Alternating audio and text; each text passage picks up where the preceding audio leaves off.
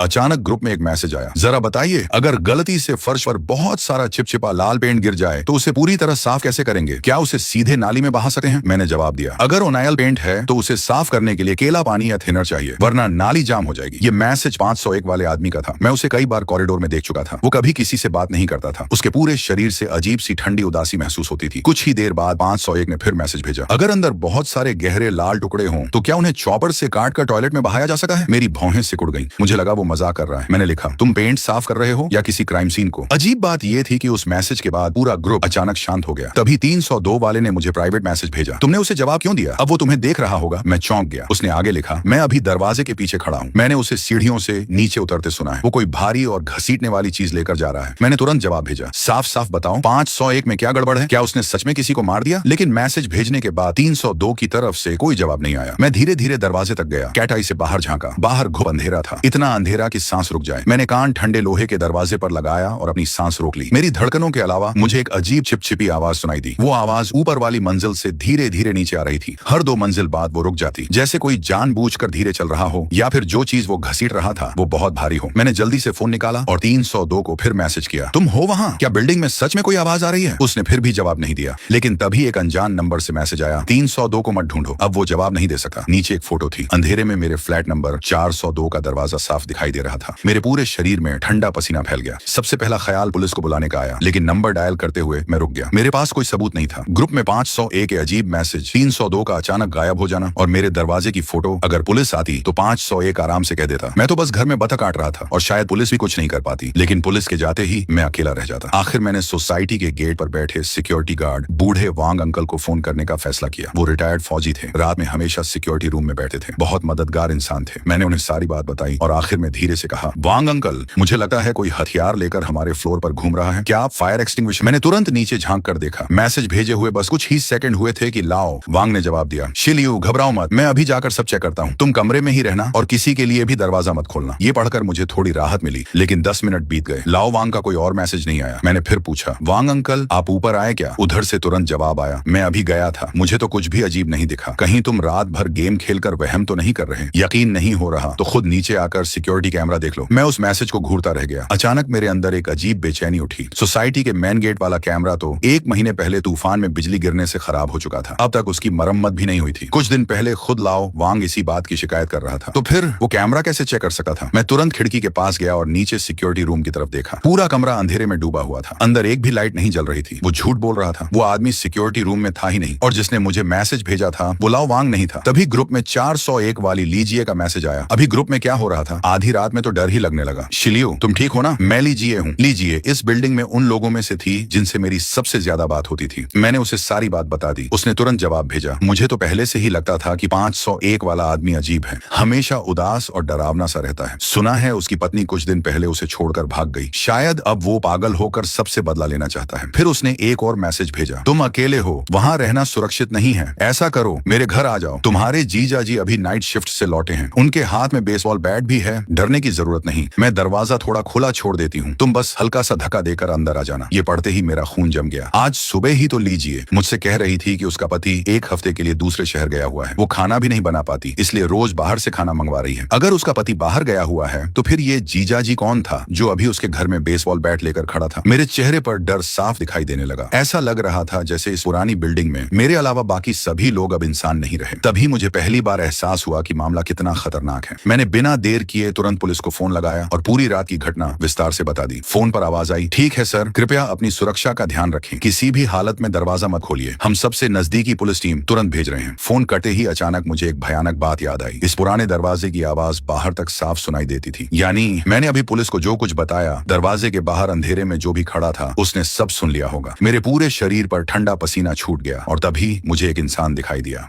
Honours group में फिर एक नया मैसेज आया। इस बार मैसेज उस लंबे समय से गायब रहने वाले 501 वाले का था। सॉरी, वो लाल दाग वाली बात दरअसल मेरे एक दोस्त के लिए पूछ रहा था जो घरों की सजावट का काम करता है। ज्यादा मत सोचिए, सबकी नींद खराब कर दी, माफ करना। मुझे उसकी बात पर बिल्कुल भी भरोसा नहीं हुआ। उसकी ये बेहद सफेद झूठ जैसी सफाई बहुत अजीब लग रही थी और ऐसा भी नहीं लग रहा था कि वो सच में चाहता हो कि ग्रुप के लोग उसकी बात मान लें। तभी 501 ने मुझे प्राइवेट मैसेज किया। उसने एक फोटो भेजी। फोटो में वही पार्सल बॉक्स था जो मैंने नीचे छोड़ा था। तुम्हारा पार्सल कॉरिडोर में में पड़ा था उस पर कुछ लाल दाग जैसे लगे हुए हैं। क्या मैं तुम्हारे कमरे में आकर तुम्हें वापस दे दूं? ये पढ़कर मेरे शरीर में सिहरन दौड़ गई। मेरा पार्सल तो कल रात पहली मंजिल के कूड़ेदान में फेंका गया था। मतलब वो सच में नीचे जाकर कूड़ेदान खंगाल कर उसे वापस लाया था। लेकिन सबसे ज्यादा अजीब उसकी ये लाइन लगी, क्या मैं तुम्हारे कमरे में आ सकता हूँ? इतने शिष्ट तरीके से पूछा गया ये सवाल असल में बेहद असामान्य था। उसके शब्दों में एक अजीब दबाव और डर छिपा था जिसे समझाना मुश्किल था। उसी समय फोन फिर बजा। इस बार 302 का प्राइवेट मैसेज था। अभी फोन बंद हो गया था। इतना मत सोचो, जल्दी भागो, 501 सच में तुम्हें मार डालेगा। मैं ज्यादा नहीं डरा क्योंकि मैंने पुलिस को फोन कर दिया था। मुझे लगा टोपी वाले अंकल यानी पुलिस वाले जल्द ही पहुंच जाएंगे। लेकिन 302 का अगला जवाब बेहद डरावना था। बेकार है, 501 फर्श साफ कर चुका है। अब तुम्हारे भागने में देर हो चुकी है। वो जल्दी ही चौथी मंजिल पर पहुंच जाएगा। मैं पूरी तरह सन्न रह गया। उसे कैसे पता कि पुलिस आने वाली है? और वो बार बार मुझे कमरे से बाहर निकालने की कोशिश क्यों कर रहा है? पहले बूढ़े वांग ने मुझे नीचे बुलाया, फिर ली जीए ने अपने घर का दरवाजा खुलवाने की कोशिश की और अब 302 डराकर मुझे बाहर आने पर मजबूर कर रहा था। क्या सच में इस बिल्डिंग में हर किसी के साथ कुछ गड़बड़ है? करीब 10 मिनट बाद मेरा फोन फिर वाइब्रेट हुआ। स्क्रीन पर हिडन नंबर लिखा था। हेलो, क्या आप 402 में रहने वाली शीलियू हैं? हमें आपकी शिकायत मिली थी। हम अभी बिल्डिंग के नीचे पहुंचे हैं। अभी हमने यहाँ ड्यूटी पर मौजूद सिक्योरिटी गार्ड से बात की। उसने कहा कि बिल्डिंग में कोई असामान्य घटना नहीं हुई है और सीसीटीवी भी बिल्कुल नॉर्मल है। मैंने तुरंत धीमी आवाज में कहा, ऑफिसर प्लीज आप लोग अभी चौथी मंजिल पर आइए। वो सिक्योरिटी गार्ड नकली है। मैं आमने सामने सारी बात समझाऊंगी। फोन के दूसरी तरफ तुरंत कोई जवाब नहीं आया। सिर्फ दम घोंट देने वाली खामोशी सुनाई दे रही थी। कुछ सेकंड बाद वो आवाज अचानक बेहद ठंडी और सख्त हो गई। तुरंत नीचे सिक्योरिटी रूम में आकर हमसे बात कीजिए। अगर आपने जांच में सहयोग नहीं किया तो आपके खिलाफ कानूनी कार्रवाई की जाएगी। ये सुनकर मैं धीरे धीरे खिड़की के पास गई और नीचे झांका। नीचे का सिक्योरिटी रूम अब भी पूरी तरह अंधेरे में डूबा हुआ था। वहाँ किसी यूनिफॉर्म पहने इंसान का नामो निशान तक नहीं था। वो नकली है। मैंने तुरंत फोन काट दिया और तभी बाहर कॉरिडोर में फिर से बहुत हल्की सी आवाज गूंजने लगी। जूते का तला सीमेंट पर घिसट रहा था। धीरे धीरे वो आवाज आकर मेरे दरवाजे के ठीक बाहर रुक गई। पूरा माहौल जैसे मौत जैसी खामोशी में डूब गया। मैं डर से कांपते हुए दरवाजे को घूर रहा था कि तभी धड़ाम किसी ने दरवाजे पर जोरदार लात मारी। साले कछुए की तरह छुपा बैठा है। मेरी सब्र की हद खत्म हो गई है। जल्दी दरवाजा खोल। उस आवाज को सुनते ही मेरी रूह कांप गई। लेकिन अगले ही पल मेरे दिमाग में एक अजीब एहसास आया। ये 501 वाले आदमी की आवाज नहीं थी। मैं उससे सिर्फ कुछ बार मिला था, लेकिन वो हमेशा धीरे धीरे खुद से बातें करता था। उसकी आवाज कमजोर और बुझी हुई थी, मगर बाहर खड़ा ये आदमी, उसकी आवाज ताकत और खौफ से भरी हुई थी। मैंने हिम्मत जुटाई और दोबारा आंख दरवाजे की झिड़ी पर लगा दी। अभी अभी लात मारने से सेंसर लाइट फिर जल उठी थी और तभी मैंने पहली बार उस आदमी का चेहरा साफ देखा। वो 501 वाला पीला आदमी बिल्कुल नहीं था। ये एक अजनबी था, भारी शरीर वाला, चेहरे पर खतरनाक भाव लिए। लेकिन जिसने मुझे सबसे ज्यादा डरा दिया वो था उसके हाथ में पकड़ा हुआ सामान। उसके बाएं हाथ में एक बड़ा कटर था और उसने जमीन पर 3 खून से सने मोबाइल फेंक दिए। उसी पल मेरे दिमाग में सारी बातें जुड़ गईं। वो 501 नहीं था। कुछ देर पहले कॉरिडोर में जिसे घसीटा जा रहा था वही असली 501 था। 302 वाले और बाकी लोग, सबको इसी दरिंदे ने मार दिया था। उसने उनके फोन उठा लिए और अंधेरे में छिपकर मेरे भरोसेमंद पड़ोसी और सिक्योरिटी गार्ड बनकर मैसेज करता रहा। उसने तो अंकल हैड की भी नकल की, सिर्फ इसलिए ताकि मैं खुद दरवाजा खोल दूं। अच्छे से नहीं मानेगा ना? अगर पुलिस के आने का डर ना होता तो मैं तेरे साथ ये बच्चों वाला खेल कभी ना खेलता। बाहर अचानक भारी लोहे की आवाज गूंजी। अगले ही पल शांत कॉरिडोर में कटर चलने की तेज आवाज गूंज उठी। मेरा दिल डर से जैसे रुक गया। निराशा ने मुझे पूरी तरह घेर लिया। मैं भागकर किचन में गया और सबसे बड़ा चाकू उठा लिया। मैं कांपते हुए उस दरवाजे को घूरने लगा जो अब धीरे धीरे टूटने लगा था। 10 सेकंड,